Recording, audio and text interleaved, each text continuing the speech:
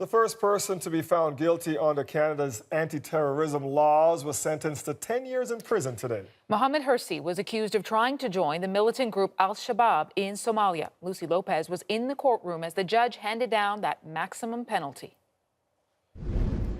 An emotional day for the family of Mohammed Hersi, who have maintained he's innocent all along. As a family, we see that this is a political trial and nothing to do with the justice system.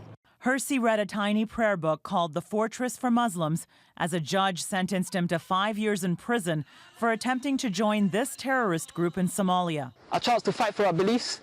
A group described by Justice Dina Baldwin as one that twists the Quran into a killing manual. Hersi got another 5 years for trying to enlist an undercover officer to join the same terror group.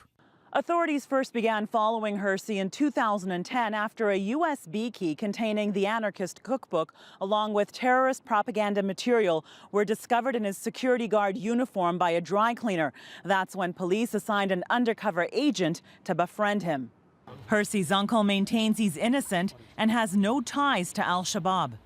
If I knew that he was going to Somalia, I was the first one to report to the police. But this is a big talk, you just talk.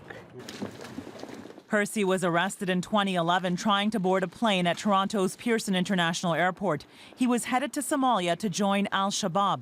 The judge dismissed the defense theory that he was going there to support his Muslim brothers as part of his patriotic mission, saying clearly he was not joining Al-Shabab to stuff envelopes or help out on a bake sale.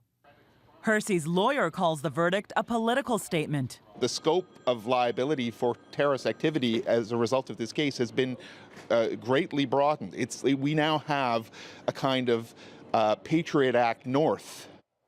CSIS recently reported dozens of Canadians have been recruited and left Canada to join terrorist groups abroad, effectively making them terror tourists because they can come back to Canada at any time, bringing with them untold dangers. As for Hersi, he will have to serve at least half of his 10-year sentence before he's eligible for parole. Dwight, Neil? Thank you, Lucy.